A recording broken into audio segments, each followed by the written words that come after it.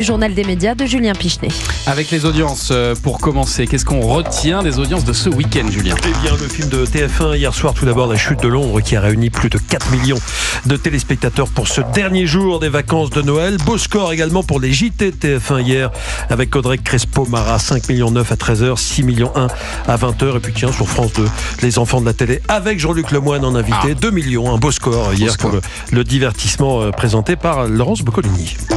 Europe 1, le journal des médias.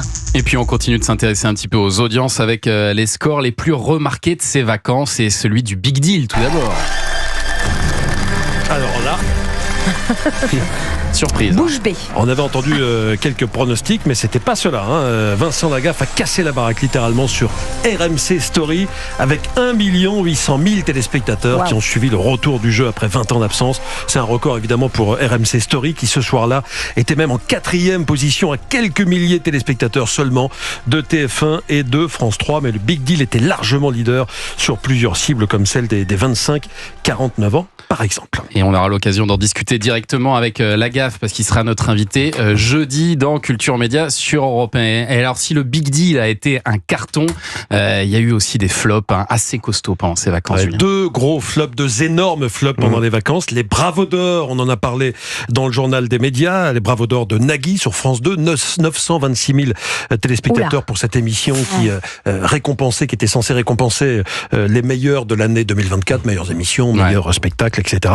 Et Gladiators aussi, ça a fait un flop. Les scores sont si faibles que TF1 va devoir revoir ses plans. Après un premier prime sous la barre des 2 millions, un deuxième prime sous la barre du million. Ça n'arrive jamais pour TF1, un prime sous le million. Et bien la direction a choisi de changer de case le programme. Gladiator présenté par Denis Brognard, Jean-Pierre Foucault, Hélène Manarino, on le rappelle, aurait dû rester en prime jusqu'à mi-janvier. Ce sera finalement en deuxième partie de soirée ce vendredi et même en troisième partie de soirée.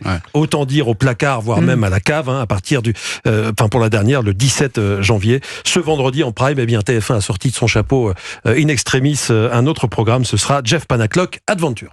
Et puis en parlant de TF1, alors que la matinale de la chaîne fête ses 1 an, Bruce Toussaint a inauguré une nouvelle formule ce matin. Et encore du changement dans le but de booster des audiences qui peinent à décoller depuis le démarrage de cette émission. Bonjour, la matinale TF1 attire entre 250 000 et 350 000 à la louche tous les matins. C'est loin derrière Télématin sur France 2. TF1 a décidé de scinder l'émission en deux avec une deuxième partie de 40 minutes intitulée Bonjour et vous. La première partie restera axée sur l'info. La deuxième, avec 5 chroniqueurs et un invité, sera axée, je cite Bruce Toussaint, sur la vie quotidienne, la santé, les loisirs, le jardinage aussi. Il y aura une chronique jardinage, la nutrition et les activités sportives. Alors c'est une division en deux qui est assez technique. C'est une stratégie, Thomas. TF1 pourra ainsi communiquer sur l'audience de la partie la plus forte, vraisemblablement donc la deuxième partie, et ainsi peut-être dire que l'audience est meilleure. On suivra ça, évidemment. Et puis cap maintenant sur les programmes télé de ce soir et sur M6, la chaîne diffusera une soirée spéciale pour les 10 ans des attentats de Paris en 2015. À 21h10, un documentaire Attentat 2015, ce qui nous lie. Documentaire qui s'intéresse surtout aux victimes, comment se reconstruire après ça. Gaëlle Messager, elle est rescapée du Bataclan, témoignera dans ce commentaire. Écoutez-la. Mon premier repère, c'était d'abord voir mon fils qui est passé de 7 à 17 ans.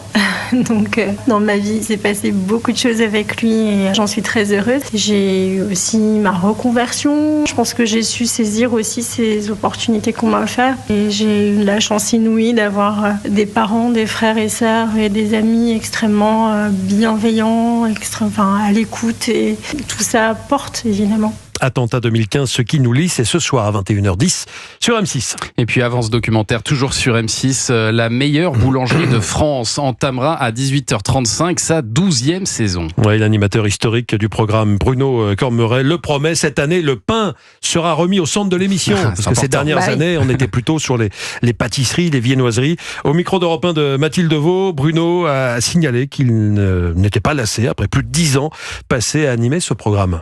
On a commencé la saison 1 avec 6 semaines. On était une petite quinzaine de personnes à travailler sur l'émission, en tout cas sur le terrain. Aujourd'hui, l'émission, on est sur 25 semaines. On est, je sais pas, peut-être une cinquantaine. On est une espèce de petite famille boulangère. Là, on est un peu les globetrotters de la boulangerie, on sillonne la France dans tous les sens. C'est une espèce de colo, hein. Ouais, il était dans le fournil, peut-être, quand il nous a laissé ce message, Bruno. Au fond de la boulangerie. La dernière saison a plutôt bien marché. 10% de part d'audience, jusqu'à 1 800 000 téléspectateurs. À cette heure-ci, il y a de la concurrence, avec TF1 et France 2 notamment. C'est donc un très très bon score. Et puis ce week-end, le JDD, le journal du dimanche, a révélé son classement des personnalités préférées des Français. C'est la tradition chaque année.